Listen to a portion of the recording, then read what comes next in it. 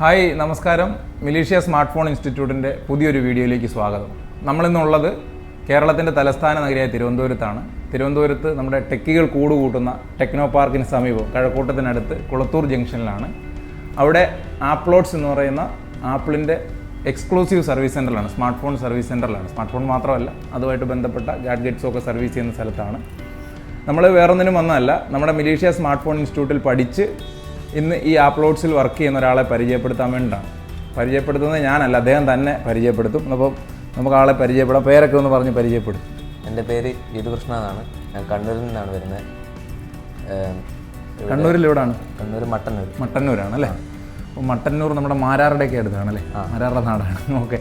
അപ്പം എങ്ങനെയാണ് കണ്ണൂരുള്ള ഒരാൾ ആലപ്പുഴ ജില്ല മാവേലിക്കര എന്ന് പറഞ്ഞൊരു സ്ഥലത്തെക്കുറിച്ച് അറിഞ്ഞതും അവിടെ വന്ന് കോഴ്സ് പഠിച്ചത്, ഈ ഇൻസ്റ്റിറ്റ്യൂട്ടിനെ കുറിച്ച് അറിഞ്ഞതും കോഴ്സ് പഠിച്ചത്? ഇൻസ്റ്റിറ്റ്യൂട്ടിൽ നിന്ന് എൻ്റെ ഫ്രണ്ടിനായിട്ട് കോൺടാക്ട് ചെയ്തായിരുന്നു. ഓ ശരി. അപ്പോൾ അതുവഴി ഇങ്ങനെ അറിഞ്ഞതാണ്. അപ്പോൾ നമ്മൾ 3-4 പേരുണ്ടായിരുന്നു. 4 പേര് ഒരുമിച്ചാണ് വന്നത് അല്ലേ? അപ്പോൾ അത്രയും ദൂരത്തു നിന്നാണ് വരുന്നത്. അപ്പോൾ നമുക്ക് ഫോണിൽ കൂടെ പല കാര്യങ്ങളും കേട്ട് മനസ്സിലാക്കാൻ പറ്റത്തില്ല, നേരിട്ട് കണ്ടാൽ തന്നെ പലതും വിശ്വസിക്കാൻ പറ്റത്തുള്ളൂ അല്ലേ? അപ്പോൾ അങ്ങനെ പേരൻസുമായിട്ട് വന്നല്ലേ? പേരൻസായിട്ട് വന്ന് കണ്ടു കഴിഞ്ഞപ്പോൾ കുറേയൊക്കെ വിശ്വാസമായി. അവിടെ ഒത്തിരി കുട്ടികൾ പഠിക്കുന്നുണ്ട്, ഇൻസ്റ്റിറ്റ്യൂട്ട് വർഷങ്ങളായിട്ടുള്ളതാണെന്നൊക്കെ മനസ്സിലായി അല്ലേ? ഓക്കെ. അതിനുശേഷം ഒരു ഉത്തരം ദൂരം എന്നൊക്കെ ഈ ചെറിയ പ്രായത്തിൽ മാറി നിന്ന് കഴിയുമ്പോൾ ചെറിയ മടുപ്പൊക്കെ ഉണ്ടാകും കുറച്ച് നാളൊക്കെ. അങ്ങനെയൊക്കെ ആദ്യം ഉണ്ടായിരുന്നു അല്ലേ? ഹോസ്റ്റൽ സൗകര്യമൊക്കെ എങ്ങനെ ഉണ്ടായിരുന്നു? നല്ലതായിരുന്നു. അത് കഴിഞ്ഞിട്ട് ആ മടുപ്പൊക്കെ മാറിയോ? മാറി. അതെങ്ങനെയാണ് മാറിയത്? പിന്നെ അവിടെ ആയിട്ട് ഫ്രണ്ട്ഷിപ്പ്, കൂട്ടുകാരായി. അതുപോലെ തന്നെ മറ്റു കുട്ടികളും ഇങ്ങനെ ദൂരെ നിന്ന് വരുന്നവരാണ്, അങ്ങനെ മനസ്സിലായി കൂട്ടൊക്കെ ആയി കഴിഞ്ഞപ്പോൾ അങ്ങ് മാറി അല്ലേ? അപ്പോൾ കോഴ്സിനെ കുറിച്ച് പറയുവാണെങ്കിൽ എന്തൊക്കെയാണ് അവിടുത്തെ ഹൈലൈറ്റ്സ് പറയാനായിട്ടുള്ളത്? നെഗറ്റീവായിട്ട് എന്തെങ്കിലും ഉണ്ടോ അതും പറഞ്ഞു. ഹൈലൈറ്റ്സ് ആണെങ്കിലും നെഗറ്റീവ് ആണെങ്കിലും പറയാം. എന്താണ് പ്രത്യേകത അവിടുത്തെ? അവർ ഡീപ്പ് ലെവലായിട്ട് സർവീസിങ് പഠിപ്പിക്കുന്നുണ്ട്. പിന്നെ പഠിച്ചു കഴിഞ്ഞാൽ നമുക്ക് പ്ലേസ്മെന്റ് അവർ തന്നെ തരും. 100% പ്ലേസ്മെന്റ്. കാരണം നിങ്ങൾ കണ്ണൂർ മുതൽ ആലപ്പുഴ ജില്ല വരെ നോക്കിയാൽ 100 കണക്കിന് ഇൻസ്റ്റിറ്റ്യൂട്ടുകളെ ബൈപ്പാസ് ചെയ്തിട്ടാണ് മാവേലിക്കരയിലേക്ക് വരുന്നത്. അതും പേരുകേട്ട ഒത്തിരി സ്ഥാപനങ്ങളുണ്ട്, സ്ഥലങ്ങളാണ്. അപ്പോൾ അതുകൊണ്ടാണ് ഞാൻ വീണ്ടും ഈ കാര്യം എടുത്ത് ചോദിച്ചത്. ഫീസിന്റെ കാര്യമാണെങ്കിലും കുഴപ്പമില്ല, അത്യാവശ്യം കുറവാണ് ഫീസ്. ഈ പറയുന്ന പോലെ തന്നെ കാര്യങ്ങളെല്ലാം അവിടെ ചെയ്തു തരുന്നുണ്ട്. ഞാൻ ചോദിക്കുന്നതുകൊണ്ട് പറയണമെന്നില്ല കേട്ടോ. അപ്പം 9 മാസമായിരുന്നു ആദ്യത്തെ ലെവൽ കോഴ്സ് അല്ലേ? അതെ. അതിനുശേഷം ആ കോഴ്സ് പീരീഡിൽ ഫോണുകളൊക്കെ നിങ്ങളുടെ കയ്യിൽ തന്ന് ഫോണുകൾ ഉപയോഗിച്ചിട്ടൊക്കെയുള്ള പ്രാക്ടിക്കലുകൾ ഉണ്ടായിരുന്നു. എല്ലാ തലത്തിലുള്ള കോഴ്സ്. അത് ആദ്യം തിയറിയല്ലേ തുടങ്ങുന്നത് അല്ലേ? തിയറി. അതിനുശേഷം 3 മാസം തിയറി, അത് കഴിഞ്ഞ് പ്രാക്ടിക്കൽ. തിയറി എന്ന് പറയുമ്പോൾ ഈ ആപ്ലോട്ട്സിലൊക്കെ വർക്ക് ചെയ്യാൻ വന്നപ്പോഴാണ് തിയറി പഠിച്ചതിന്റെ ഗുണം എന്താണെന്ന് മനസ്സിലായി സത്യത്തിലല്ലേ? അതൊരു വളരെ ഇമ്പോർട്ടന്റ് ഘടകമാണ്. പലരും ഈ സ്മാർട്ട് ഫോണിനെ കുറിച്ച് പഠിക്കാനൊക്കെ വന്നിട്ട് ആദ്യത്തെ സമയത്ത് അന്ന് തന്നെ ഫോൺ കിട്ടണമെന്നുള്ളൊരു നിർബന്ധക്കാരാണ്. പക്ഷേ ബേസിക് ഇലക്ട്രോണിക്സിൽ നിന്ന് തന്നെ തുടങ്ങണം അല്ലേ? അതിപ്പം മനസ്സിലായോ? മനസ്സിലായി.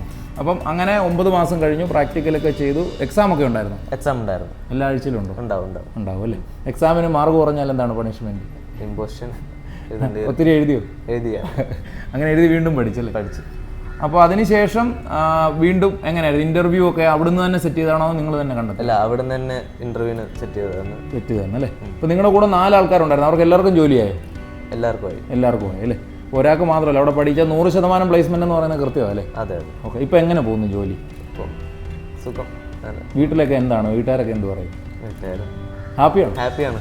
ഓക്കെ. ഇത്ര നല്ലൊരു ബ്രാൻഡിൽ വർക്ക് ചെയ്യാൻ പറ്റും അല്ലേ? അപ്പോൾ ഇനി എന്താണ്, എന്തെങ്കിലും മേടിച്ചോ? സ്വന്തമായിട്ട് ജോലി ചെയ്ത പൈസക്ക് എന്തെങ്കിലുമൊക്കെ വാങ്ങിച്ചോ? ചെറിയൊരു ഫോൺ മേടിച്ചായിരുന്നു. ഏത് ഫോണാണ് വാങ്ങിച്ചത്? റെഡ്മിയാണ് വാങ്ങിച്ചല്ലേ? അപ്പോൾ ഇനി എന്താണ് പ്ലാനൊക്കെ? എന്താണ് മുന്നോട്ട്?